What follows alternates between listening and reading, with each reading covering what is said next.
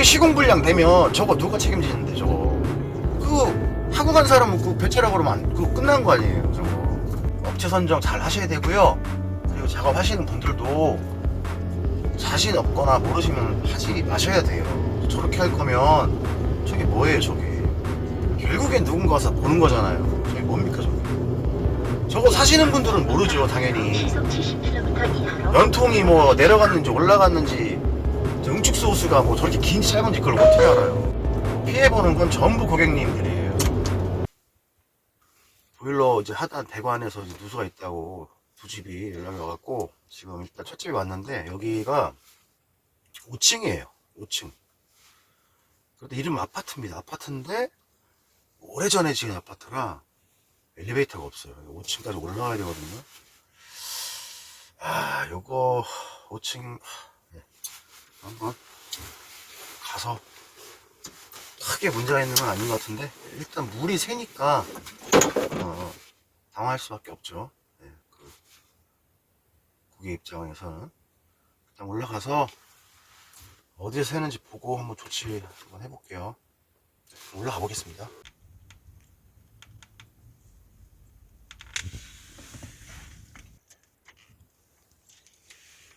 자식이. 야 이제 1층도 안 올라왔네.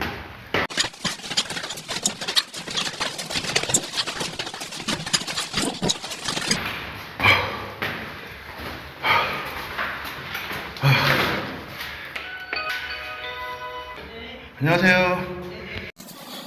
보시면은 요런 데는 물이 안 묻어 있어요. 네. 그러니까 이제 보일러 기계에서 샜으면 여기 묻어서 그쵸. 쭉 내려오잖아요. 네. 근데 이제 요거 밑에 맨 밑에서는 물이 막 떨어져갖고 이게 그러네. 계속 떨어지면 밑에 집에서 누수가 될 것 같더라고요. 아, 맞아요. 그래서 이걸 어떻게 해야 되나. 자 일단은 이렇게 박사놨네. 여기니까요. 아니 상관없어요. 네. 이게 배수구가 3m가 넘으면 이 설치 대상에서 제외돼요. 왜냐면 이게 지금 쭉 갔잖아요. 이게 얼어요. 이게 얼면 이제 물이 못 영문이에요? 그렇죠.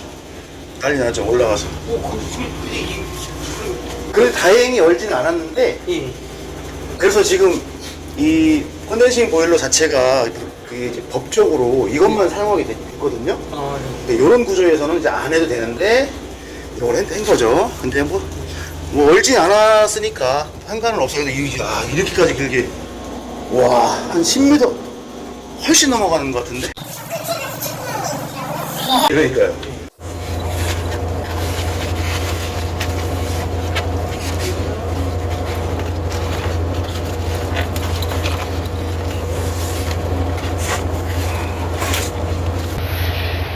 조인 부분 여기서 세는 것 같아. 여기서 예? 아니 아, 아니 기록 좀 영상 좀 남겨놓으려고요. 아, 예, 예. 네.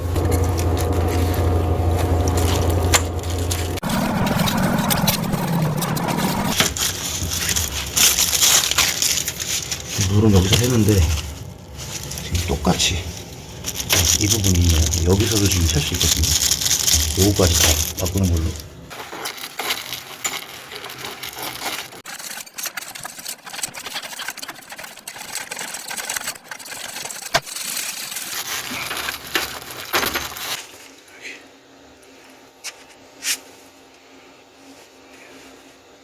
꽉 조여놨어. 너무 꽉 조여놔도 이게 물이 셀 수가 있어요. 너무 꽉 조여도 안 돼요, 여기는. 지금 이거는 엄청 꽉 조여놨네.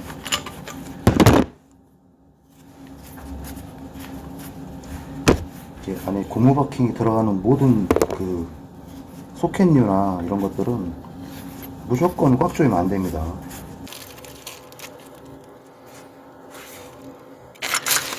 기존에 꼈던 이 자리가 좀 석회돼 갖고 여기다 끼면 누수가 또 일어날 수 있어요.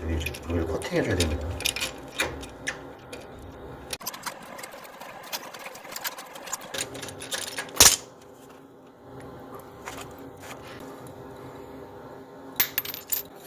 연결부를 이렇게 휘어놓으면 안 되는데 왜 이렇게 하는지 모르겠네. 잘라버리고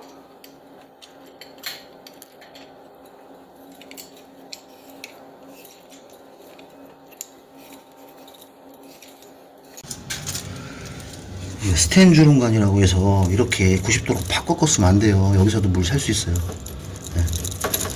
이거 작업하신 분은, 이전에 작업하신 분은 정말 너무너무 초짜였던 것 같아요. 지금 작업한 형태를 보니까 너무 상태가 안 좋아요. 지금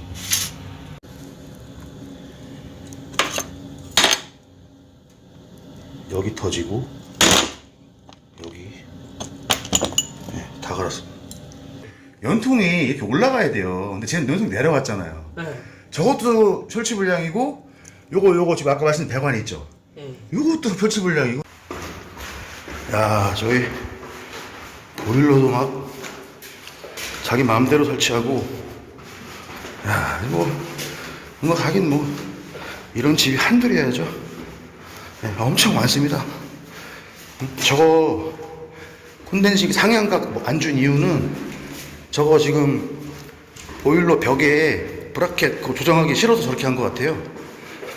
보일러를 연통짜리를 그대로 사용은 하되, 그 상향각을 주려면 보일러 자체를 움직여서 각을 주던지 아니면 뭐 소켓을 쓰던지 해야 되는데, 그냥 그대로 달아서 콘덴싱 보일러를 달았지만, 네, 하얀 각이 지금 일반 보일러 연통처럼 하얀 각이 나오고 있고, 드레인 호스도 지금 뭐 대충 따라보다 한 15m는 나간 것 같죠.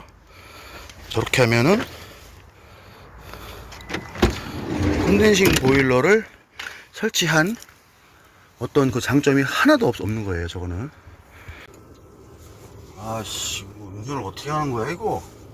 병신 새끼. 아, 이래서 이 보일러 같은 경우에는 이게 위험하잖아요. 뭐 보일러 물론 뭐 설치 불량 하게 되면 그 제조사 AS에서도 이거 책임 안 져요. 그러니까 이게 시공비가 싸다고 무조건 이렇게 부르시면 저런 결과가 나오는 거고요. 아, 쟤는 또 뭐야? 아,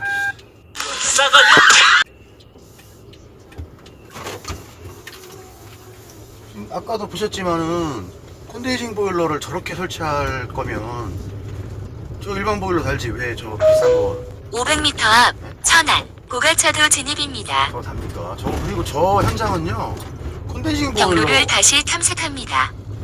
콘덴싱 잠시 후 콘덴싱 보일러 설치 그 의무 그 대상에서 저거는 제외되는 거예요. 저거는 배수 그 드레인 호스가 미터 앞에서 시속 50km 이하로 안전 운행하십시오. 드레인 호스가 저렇게 길면 더군다나 좀 오래된 건물이잖아요.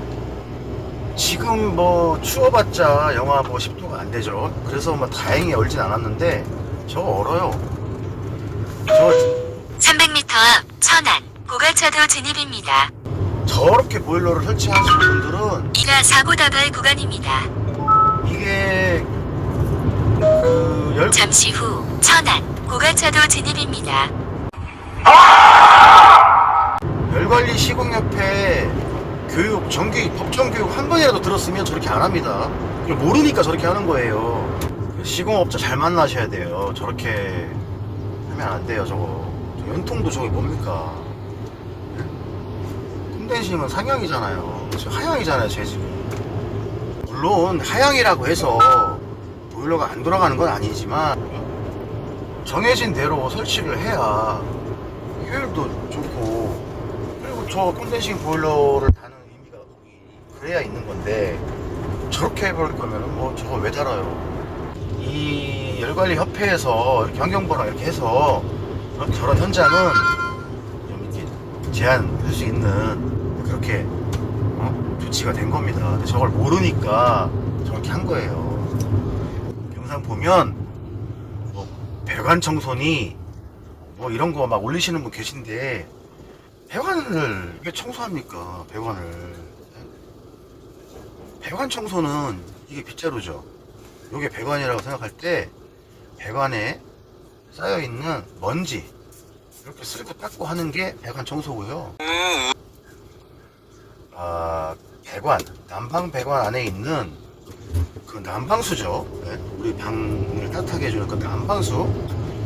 그 난방수를 난방수도 원래는 그 주기적으로 한 3, 4년에 한 번씩은 교체를 해줘야 되는데 그걸 가지고 배관 청소 하는 겁니다. 근데 배관 청소는 맞는 말이 아니에요. 그냥 세관이나 난방수 교체나 이렇게 해야지. 무슨 배관 청소입니까? 배관 청소는 뭐 다 청소야. 뭐 청소라는 단어를 제가 낮게 보고 말씀드린 게 아니고 표현을 맞게 가야 되는 거잖아요. 그죠? 청소와 세척은 다른 거예요. 물론 비슷하지만 다른 겁니다. 제가 답답해서 그래요. 왜냐면 모르면 그냥 안 해야 되는데 해버리는 거죠. 엄밀히 따지면요, 흔히 말하는 배관 청소라는 작업도 난방시공업 면허가 없으면 그거 건드리면 안 돼요. 엄밀히 따지면. 이거 또 이런 말 하면 뭐 근거 대라고 하는데, 제가 글쎄요, 뭐 근거 될 수 있어요. 법정 교재에도 나와 있고, 그거는 차라리 대한건설협회나 열관리시공협회나 뭐 전국 보일러 뭐 이런 협회 있어요. 아니면 그런 데 문의하시면 다 나옵니다. 이제 운전에 집중하겠습니다.